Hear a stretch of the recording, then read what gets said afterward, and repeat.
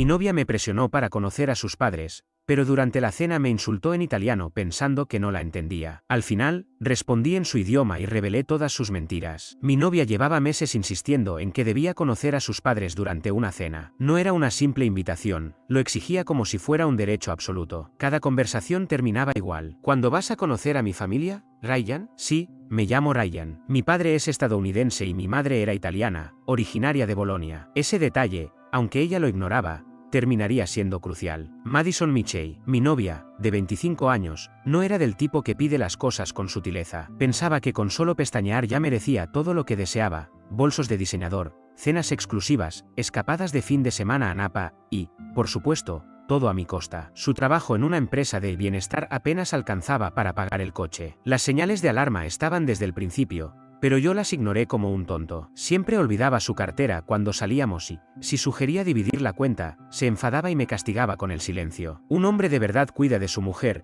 decía con esa sonrisa calculada que ya debería haber identificado como manipulación. El mayor indicio, sin embargo, fue su falta total de interés por mi vida. En 3 años de relación, jamás me preguntó nada sobre mi familia. Sabía que mi padre era estadounidense y que mi madre había fallecido cuando yo tenía 17 años. Nada más. Nunca indagó en mis raíces porque siempre estaba demasiado ocupada hablando de sí misma. Cuando la presión directa no funcionó, cambió de estrategia. Comenzó a lanzar comparaciones. El novio de Emily conoció a su familia antes de comprometerse, decía con tono insinuante. A los padres les gusta ver compromiso. Yo no imaginaba lo que se avecinaba. Creía que sería una cena tranquila, pero estaba a punto de entrar en una emboscada. Lo que Madison tampoco sabía era que mi madre no solo era italiana, me enseñó el idioma desde niño. Tras su muerte, dejé de hablarlo porque me dolía, pero lo entiendo perfectamente. Ella nunca mostró interés por mi origen, así que ignoraba ese detalle. La cena se fijó para un sábado en la casa de sus padres, en una urbanización privada que parecía tener normas hasta para el color de los cubos de basura. Me puse una camisa elegante, llevé flores para la señora Mitchell y recogí a Madison. Ella estaba extrañamente nerviosa, revisándose en el espejo cada 2 minutos y preguntando si yo lucía presentable. Te van a adorar, repetía. Solo sé tú mismo, pero no demasiado. Durante el trayecto,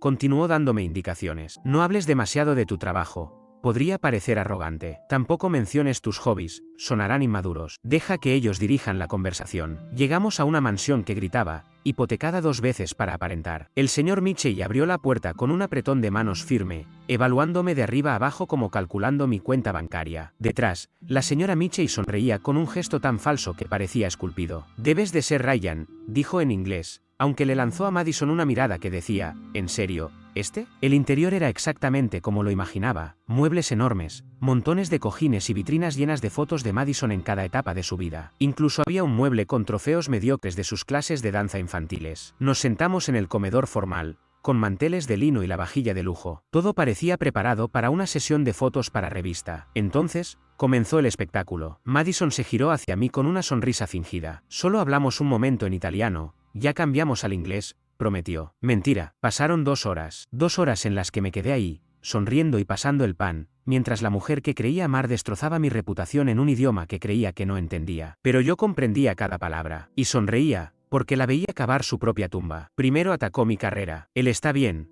pero no tiene ambición. Está conforme siendo un don nadie en una firma pequeña. Yo soy la que tiene visión y sostengo la relación, porque su salario, patético. Tuve que contener la risa. Gano $160,000 al año como arquitecto senior en una de las mejores firmas de la ciudad. Ella, apenas 45,000 vendiendo suplementos caros a amas de casa aburridas. He pagado cada viaje, cada bolso y la escapada de $12,000 a Grecia donde, por cierto, se quejó porque la suite no era lo bastante grande. Su madre susurró. ¿Entonces por qué sigues con él? Es cómodo, respondió Madison encogiéndose de hombros. Paga todo, no hace preguntas y no es lo bastante listo para causar problemas. Como tener un perro bien entrenado. Luego pasó a mi personalidad. Es tan aburrido, sin cultura, sin sofisticación. Ni siquiera intenta aprender italiano después de 3 años conmigo. Es como salir con un Golden Retriever, adorable, pero vacío. Lo irónico es que tengo la Divina Comedia en italiano en mi mesa de noche. Leo literatura italiana desde el instituto, pero ¿cómo iba a saberlo? Jamás le interesó nada que no girara en torno a ella. El señor Mitchell añadió. Parece del tipo que solo ve deportes y bebe cerveza. Todos los americanos son así. Exacto, dijo Madison riendo. Cada fin de semana es igual, fútbol, cerveza y videojuegos. como un adolescente que nunca creció. Y esto lo decía alguien cuya idea de cultura era la televisión basura y cuyos pasatiempos incluían comprar compulsivamente y quejarse por todo. Pero el golpe final llegó cuando la señora Michei preguntó: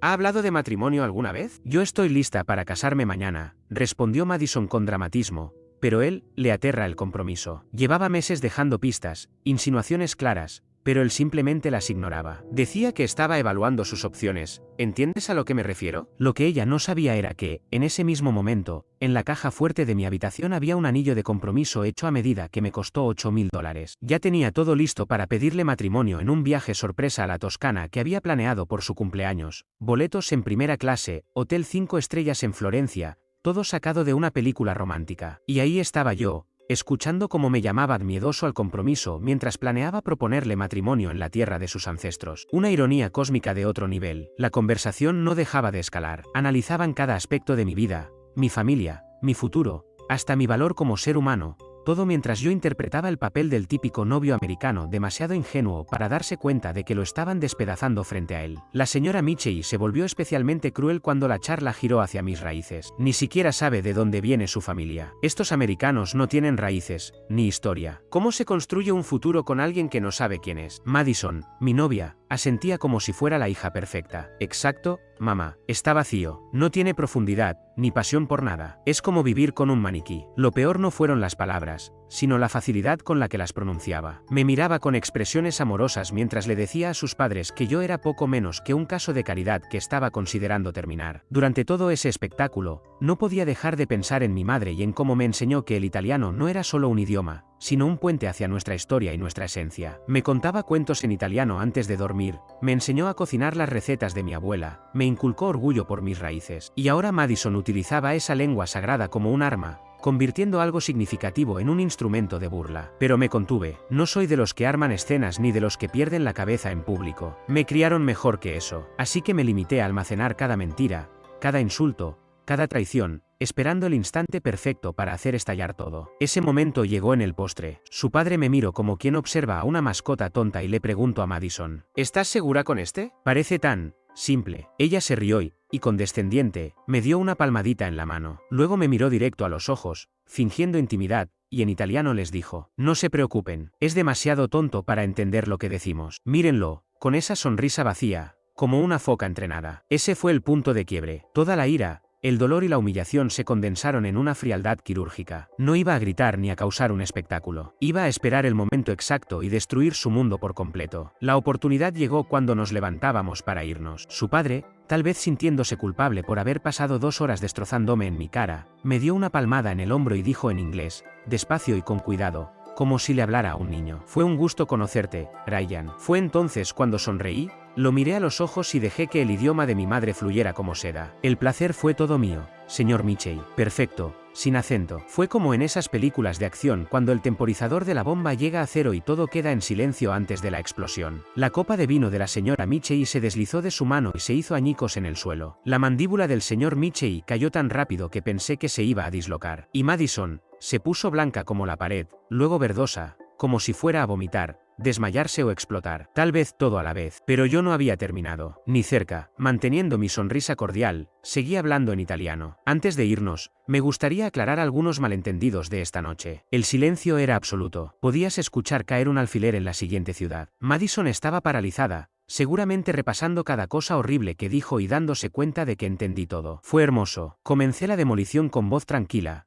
como si comentara sobre el clima, pero destruyendo cada mentira que había sostenido su actuación. Primero, el tema del dinero. Madison mencionó que le preocupa mi estabilidad financiera. Permítanme tranquilizarlos. Saqué mi teléfono y mostré las confirmaciones del viaje sorpresa, boletos en primera clase, suite en el Four Seasons, reservas en restaurantes con estrellas Michelin. Este era el regalo que le tenía preparado por su cumpleaños. Ella palideció aún más. Una lágrima solitaria surcó su maquillaje como un cuchillo. Seguía sin poder moverse ni articular palabra. Luego, la cuestión cultural. También dijo que no me interesa la cultura italiana. Eso me dolió especialmente. Mi madre, Francesca, era de Bolonia. Crecí hablando su idioma. Era el lenguaje de mi infancia y de mi corazón. Después de que falleció, se volvió demasiado doloroso para mí usarlo. Lo mantuve privado porque era algo sagrado. La mano de la señora Michei fue a su pecho. Su expresión cambió de desprecio a horror. El señor Michei miró a su hija con una decepción tan profunda que parecía verla de verdad por primera vez. Finalmente, lancé el golpe definitivo. Madison, les dijiste que le temo al compromiso,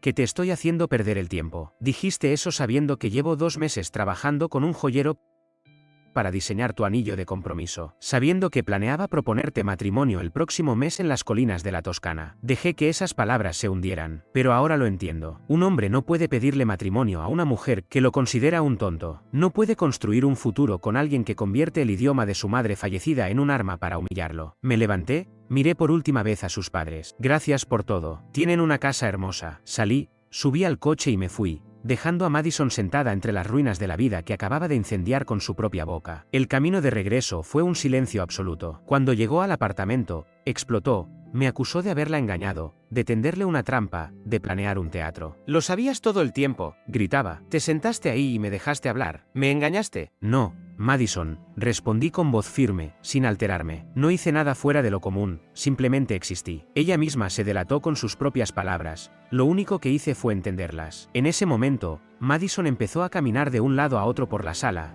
como un animal enjaulado, oscilando entre la furia y el pánico. «Esto es una locura. Me ocultaste esto a propósito», dijo, con la voz cargada de reproche. «No oculté nada», respondí con calma. «Nunca preguntaste. En 3 años, jamás quisiste saber sobre el origen de mi madre, ni de dónde venía, ni qué idiomas hablo. Estabas demasiado ocupada hablando de ti misma como para interesarte por mi familia». Aquello la golpeó. Se quedó quieta, mirándome como si me viera por primera vez. «Pero tú nunca». «¿Nunca qué? ¿Nunca ofrecí información que no mostraste interés en conocer?» Entonces comenzaron las lágrimas y los ruegos, acompañados del clásico «no quise hacerlo» y estaba nerviosa. Pero ya no había vuelta atrás. «No es solo que mintieras», le dije con frialdad. «Te burlaste de mí usando la memoria de mi madre como entretenimiento. Eso no tiene perdón». Me dirigí al dormitorio y comencé a empacar sus cosas. «Este es mi departamento. Está a mi nombre. Quiero que te vayas mañana». Fue ahí cuando mostró su verdadero rostro. Dejó de llorar al instante y su expresión se endureció con un odio frío. «No puedes echarme así. Tengo derechos. Vivo aquí también». «No», contesté con firmeza. «Duermes aquí a veces». «Eso no es lo mismo». Me miró como si no pudiera creerlo, como si pensara que podía salirse con la suya llorando o amenazando. Pero había cruzado una línea de la que no había retorno. Y justo entonces comenzó la verdadera pesadilla para Madison. A la mañana siguiente, se negó a empacar. Permaneció en el sofá, en pijama, como si estuviera haciendo una especie de protesta. «No me voy», dijo desafiante. «Este también es mi hogar. No puedes obligarme». Ahí fue cuando llamé a Ethan, mi mejor amigo desde los 12 años. Tiene un don para ir directo al punto con precisión quirúrgica. «Necesito refuerzos», le dije, «y quizá un lugar donde quedarme unos días mientras resuelvo esto». «Dalo por hecho». «Preparo una bolsa», respondió. 1 hora después, apareció con un bolso, 2 cafés de Starbucks y una sonrisa que decía «esto será interesante». Apenas vio a Madison atrincherada en el sofá, soltó. «Vaya, esto promete. ¿Así que tú eres la chica que pensaba que Ryan era demasiado tonto para entender italiano básico? Estrategia arriesgada. ¿Cómo te está funcionando?» Los ojos de Madison se entrecerraron al ver su bolso. «¿Qué hace él aquí?» «Se queda», respondí con tranquilidad. «Este es mi apartamento». «¿Pretendes meter a alguien para intimidarme?» Ethan soltó una carcajada. «¿Intimidarte? Princesa, mido 1,73 y trabajo en informática. Si te sientes intimidada por mi presencia, eso dice más de tu conciencia que de mí». Entonces lanzó su primera jugada. «Está bien, me iré. Pero quiero el anillo de compromiso». Parpadeé, incrédulo. «¿Qué anillo?» «El que compraste para mí». «Dijiste que me lo habías comprado». «Dije que compré uno. Tiempo pasado. Para una propuesta que nunca ocurrirá. Ese anillo regresa a la joyería». Ethan casi se atraganta con el café. «Dios santo. ¿En serio crees que tienes derecho a quedarte con joyas del tipo al que acabas de humillar durante 2 horas? Eso es un nivel de delirio impresionante». El rostro de Madison se puso rojo. «Merezco una compensación por 3 años de mi vida». ¿Compensación? Solté una carcajada. ¿Por qué? ¿Por las vacaciones gratis, los bolsos de diseñador, la vida sin pagar renta? ¿Quieres compensación por jugar a ser ama de casa mientras yo te mantenía?» Ethan ya estaba tomando notas en su móvil. «Esto es oro puro. Sigue exigiendo cosas sin derecho legal. Lo estoy documentando todo». Fue entonces cuando declaró la guerra. En lugar de irse, se atrincheró más. «¿Sabes qué? No me moveré. Si quieres que me vaya, tendrás que sacarme por la fuerza». Ethan me miró con expresión impasible. ¿Acaba de negarse a irse mientras exige compensación? Así parece. Fascinante. Lo que siguió fue una semana de guerra psicológica. Madison no solo se negó a irse, sino que intentó hacernos la vida imposible, ponía música a todo volumen a las 3 de la mañana, dejaba platos sucios por todos lados e invitaba a sus amigas tóxicas sin avisar. La primera noche puso una lista de reproducción de pop barato al máximo volumen mientras Ethan y yo intentábamos dormir. Cuando fui a tocar la puerta para pedirle que bajara el ruido, gritó: «Este también es mi hogar. Puedo poner música cuando quiera». Ethan fue un santo. Cuando Madison comenzaba con sus gritos, se ponía auriculares y la ignoraba. Si dejaba notas pasivo-agresivas por el apartamento, él respondía con otras. Su nota: algunas personas deberían aprender respeto y decencia básica. Respuesta de Ethan: algunas personas deberían aprender que el italiano no es un código secreto y que las acciones tienen consecuencias. También, no queda papel higiénico. La guerra pasivo-agresiva se intensificó. Ella usaba toda el agua caliente antes de que yo pudiera ducharme. Ethan empezó a levantarse a las 5 de la madrugada para bañarse primero y preparar café con estruendo mientras ella intentaba dormir. Se comía mi comida y alegaba que olvidó que no era suya. Ethan comenzó a etiquetar todo en la nevera con mensajes cada vez más creativos. Almuerzo de Ryan. No comer a menos que quieras pagar el reemplazo. Luego se volvió arte. Yogur de Madison. Ah, espera. Madison no compra comida. Es de Ryan. Manos fuera, cleptómana. O mi favorito: este sándwich pertenece al tipo que paga el alquiler aquí. Lo mejor era cómo narraba sus intentos de manipulación. Cada vez que ella intentaba hacerme sentir culpable o victimizarse, Ethan hacía comentarios como si fuera un documental. «Y aquí vemos a la princesa en su hábitat natural», decía con voz de narrador. «Observa cómo agita sus plumas y grazna cuando se le niegan recursos que cree tener por derecho divino». Madison se ponía roja de furia. «Deja de hablar de mí como si no estuviera aquí». Ethan respondía sin inmutarse. La princesa común se altera más cuando se documenta su comportamiento. Fascinante. La diversión alcanzó otro nivel cuando aparecieron las amigas de Madison, Brittany y Chloe, igual de arrogantes. Llegaron para darle apoyo moral y se instalaron en la sala como si fueran jueces en un tribunal. Al tercer día, se había sumado toda la tropa. Llegué del trabajo y las encontré sentadas en el sofá, comiendo mi comida y tramando su plan. «No puedes echar a Madison», declaró Brittany. «No tiene a dónde ir». Desde la cocina, mientras se preparaba un sándwich, Ethan intervino. «Claro que tiene. Tiene padres, tiene amigas. Ella podía tener opciones, pero lo que no tenía era el derecho legal de quedarse en un apartamento que no era suyo». «Esto es abuso emocional», gritó Chloe con dramatismo. «No», respondió Ethan con calma. «Abuso emocional fue lo que Madison hizo en aquella cena. Estos son solo consecuencias». «Pero entiendo la confusión». Chloe se levantó de golpe y me señaló con un dedo acusador. «Estás destruyendo su vida por un simple malentendido». Ethan levantó la mirada de su sándwich y replicó: «¿Malentendido?». Se pasó 2 horas llamándolo foca amaestrada en italiano mientras se reía. Durante 2 horas, Madison había comenzado una especie de campaña de hostigamiento. Por accidente entraba al baño mientras me duchaba, movía mis cosas para después fingir que no sabía dónde estaban, y como guinda, pedía comida a domicilio cargándome la cuenta. Lo de la comida fue lo más ridículo. Pedía comida tailandesa por $40 y, cuando el repartidor llegaba, desaparecía para que yo me quedara con la cuenta y la incomodidad. Ethan empezó a interceptar a los repartidores. «Si lo pidió Madison, que lo pague ella. Si no está aquí con el dinero, llévenselo de vuelta». Desde el primer día, Ethan tuvo todo claro. Cada vez que ella intentaba algo, lo señalaba con precisión quirúrgica. Cuando empezaba a fingir llanto, él decía: «Ah, mira, ahí vienen las lágrimas». Como un reloj. Cada vez que alguien le señala sus errores, aparece el espectáculo acuático. Para el 5.º día, Madison estaba desesperada. No soportaba la constante ironía de Ethan, que desmantelaba cada manipulación que intentaba. En una de sus escenas más patéticas, le preguntó: «¿Por qué me odias tanto?». «Yo nunca te hice nada». «No te odio, Madison», respondió él. «Solo tengo tolerancia cero con la gente tóxica, y tú eres una fábrica andante. Nada personal». En otra discusión, Ethan le dijo: «¿Sabes cuál es tu problema? Estás acostumbrada a que todos te permitan hacer lo que quieras. Ryan fue demasiado bueno para enfrentarte. Tus padres te malcriaron y tus amigas son igual de ilusas que tú. Pero a mí tus sentimientos no me importan, así que seguiré diciéndote la verdad». Ese fue su gran error, subestimarme. Al 7.º día, mientras Ethan y yo trabajábamos,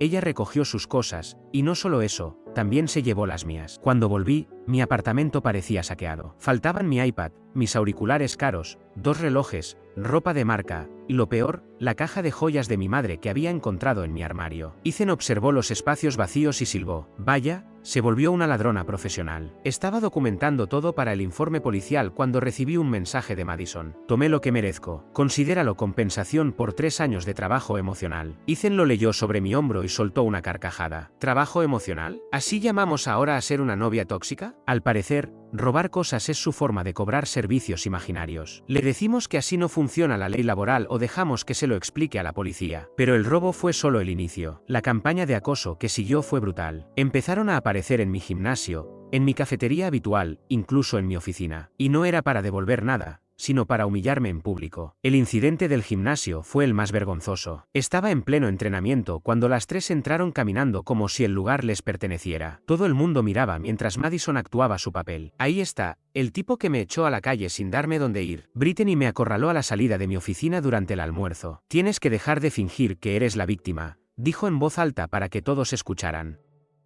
Madison solo tomó lo que le correspondía. Me reí. ¿Lo que le correspondía? ¿La caja de joyas de mi madre fallecida le correspondía? Brittany se quedó callada unos segundos, hasta que Chloe saltó. La manipulaste durante años. Le debes todo. Ethan llegó justo en ese momento. Oh, miren, las monas voladoras han vuelto. Una pregunta. Chicas, ¿en qué universo la decepción emocional justifica el robo? Estoy de verdad curioso. Cállate, soltó Brittany. Esto no tiene nada que ver contigo. Al contrario, replicó Ethan. Soy el testigo que vio cómo Madison se quedó en el apartamento de Ryan durante una semana exigiendo compensación por servicios imaginarios. También soy el que lleva registrando cada intento de acoso. Sonrían para la cámara. Por cierto, sacó su móvil, que estaba grabando todo. Ambas se pusieron pálidas. No puedes grabarnos sin permiso, balbuceó Chloe. En realidad, sí puedo. Gracias por la evidencia. Pero no pararon. Después vino la ofensiva en redes sociales. Las tres empezaron a publicar historias inventadas, que yo había robado dinero, que destruí sus cosas, que la engañé con varias mujeres. Para colmo, sus versiones ni siquiera coincidían. El acoso se volvió más agresivo, me seguían en coche, me esperaban afuera de mi oficina y hasta en el estacionamiento a las 6 de la mañana. Esto es una locura, dijo Ethan mirando por las persianas. Ya es acoso criminal. El colmo fue cuando Madison empezó a entrar en mi oficina exigiendo verme. Seguridad tuvo que sacarla 3 veces. La grabación de las cámaras era oro puro, ella gritando en recepción, amenazando con contarle cosas a mis compañeros, hasta que Marcus, el guardia enorme, tuvo que sacarla cargándola mientras ella chillaba sobre sus derechos. El último golpe fue cuando logró colarse en mi edificio. Dejó una bolsa con mis cosas frente a mi puerta, pero la mitad no era mía. Era una mezcla de basura con algunas cosas mías, como si fuera un juego retorcido. Había una nota. Estoy siendo generosa. El resto se queda conmigo hasta que me pagues lo que me debes. Ethan revisó la bolsa. Te devolvió un calcetín, tu anuario del instituto, y esto es una grapadora. ¿De quién es esta grapadora? Ni idea. Hay más, dijo sacando un cargador roto, un llavero turístico, y es una prueba de embarazo. Estaba sin usar, todavía en su envoltorio. ¿Por qué incluir eso? Ethan me miró. Quiere jugar contigo psicológicamente. Esa noche, Ethan me sirvió un trago y fue claro. Tienes que dejar de ser amable y llevar esto por la vía legal. Y lo hice. El lunes llamé a mi abogado, David, y le conté todo. Robo, acoso, hostigamiento, amenazas. Tenía capturas de pantalla, fotos de ellas siguiéndome, vídeos de seguridad. Cuando terminé, David silbó. Ryan, esto ya no es una mala ruptura. Esto es un caso penal. Estábamos hablando de una orden de restricción, cargos por robo y acoso. ¿Cuánto valían las cosas que se llevó? Tenía todo documentado. Solo los relojes sumaban $3.000. Las joyas de mi madre eran insustituibles, aunque estaban aseguradas por $5.000. En total, los daños rondaban los 12.000. Le dije a David, presenta todo. Orden de restricción, cargos por robo y una demanda civil. Ya terminé de ser razonable. David sonrió satisfecho. Eso suena mucho mejor. Vamos a hundirla en papeleo. Conseguir la orden de restricción resultó más fácil de lo que imaginaba. El juez revisó las pruebas, fotos donde se veía cómo me seguían, mensajes amenazando con arruinar mi reputación, grabaciones de las cámaras de seguridad mostrando a Madison intentando forzar la entrada de mi oficina. Con eso, la aprobó de inmediato. Señor Ryan, dijo el juez, este comportamiento es inaceptable. La señora Mitchell y sus acompañantes no deben tener ningún tipo de contacto con usted. Cualquier violación resultará en arresto inmediato. Según el notificador, la cara de Madison cuando le entregaron la orden no tuvo precio. Se echó a llorar y dijo que ella era la verdadera víctima. Pero yo no había terminado. Mientras se procesaban los cargos penales, investigué su situación laboral. Descubrí que su empresa, una startup de bienestar, tenía políticas estrictas sobre redes sociales y conducta profesional. Pasé toda una noche preparando un informe detallado, capturas de pantalla de sus publicaciones acosadoras, pruebas de su comportamiento de acoso, fotos donde ella y sus amigas me confrontaban en lugares públicos. Todo mostraba un patrón claro y preocupante. Luego creé una cuenta de correo anónima y envié el paquete completo al Departamento de Recursos Humanos con un mensaje sencillo. Quizá les interese saber cómo uno de sus empleados está representando a su compañía en público. La respuesta no tardó. En menos de 48 horas, Madison fue despedida. Al parecer, Ya habían recibido quejas de clientes que habían visto sus arrebatos en redes sociales y la habían vinculado a la empresa. Mis pruebas fueron la gota que colmó el vaso. Ethan se enteró por el novio de Brittany, quien ya estaba cansado del drama. Madison intentó alegar despido injustificado, pero la empresa documentó todo: violaciones de conducta, acoso y daños a la imagen corporativa. Estaba acabada. Los cargos por robo también prosperaron. La caja de joyas de mi madre apareció en el nuevo departamento de Madison durante un allanamiento. Ella trató de decir que se la había regalado, pero existían fotos en mi casa mucho antes de que comenzaran las discusiones. Lo más interesante fue la demanda civil. Madison quiso contrademandar por daño emocional, pero su argumento era ridículo. Fue entonces cuando David me dio una noticia inesperada. Ryan, recibí una llamada ayer de alguien que no esperabas, el señor Mitchell. ¿El padre de Madison?, pregunté incrédulo. El mismo, respondió David. Parece que ha estado reflexionando desde aquella cena. Quiere resolver esto de forma discreta y recuperar tus pertenencias. Dice que está preocupado por la reputación familiar. No lo podía creer. El propio padre de Madison se había cambiado de bando. Según David, el señor Mitchell había revisado el paquete de pruebas, las evidencias del robo y las capturas de acoso. Estaba horrorizado y quería arreglarlo antes de que se convirtiera en un escándalo público. Ofrece pagar el monto total del acuerdo, además de tus honorarios legales, explicó David, a cambio de mantener esto fuera de los medios y evitar un juicio conjurado. También quiere devolverte personalmente la caja de joyas. La reunión se programó para el día siguiente. El señor Mitchell llegó con un aspecto envejecido, como si hubieran pasado 10 años desde aquella cena. Estaba callado, respetuoso y visiblemente avergonzado. Ryan, me dijo,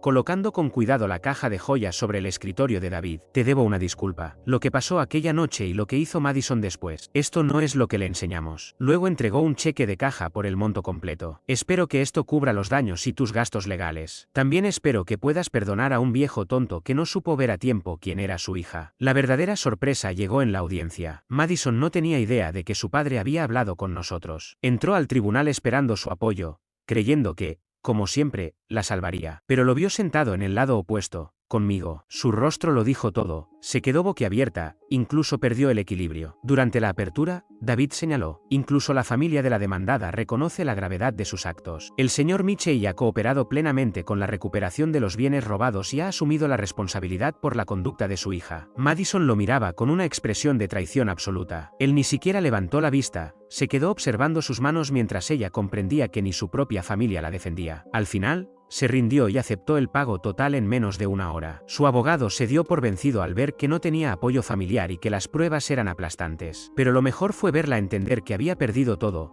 puentes quemados, amigos alejados y una reputación destruida. El señor Mitchell se fue sin dirigirle la palabra. Después supe por Ethan que Madison estuvo llorando en el baño del tribunal durante 20 minutos. 6 meses más tarde, su vida estaba hecha pedazos, sin trabajo, llena de deudas legales, con una orden de restricción que le cerraba puertas y con una imagen social irrecuperable. Incluso sus amistades con Brittany y Chloe se desmoronaron cuando ellas se dieron cuenta de que podían ser acusadas como cómplices de acoso. Descubrieron que la lealtad desaparece rápido cuando aparecen las consecuencias. Madison terminó regresando a la casa de sus padres, donde, según me contaron, reinaba la tensión. Su relación con su padre quedó rota para siempre. Yo recuperé todo, incluida la caja de joyas de mi madre. Los relojes estaban dañados porque ella los había usado, pero eso solo incrementó la indemnización. Unos meses después, la vi por casualidad en una gasolinera. Yo estaba pagando y, cuando levanté la vista, la encontré al otro lado del pasillo. Su rostro estaba demacrado, el cabello sin arreglar y la mirada perdida. Apenas me vio, dejó lo que llevaba y salió rápido, sin mirar atrás. Ni siquiera intentó hablarme, sabía que la orden seguía vigente. Subí al coche y por un momento, pensé en todo lo que había pasado. Pude sentir cierta pena, pero se esfumó al recordar cada humillación y burla. Ahora todo es diferente, estoy con alguien que realmente me valora. Hace poco salimos a cenar con sus padres, fue sencillo, sin drama, y eso me bastó para confirmar que estoy en un mejor lugar. Madison apostó por un juego que no podía ganar, y perdió todo.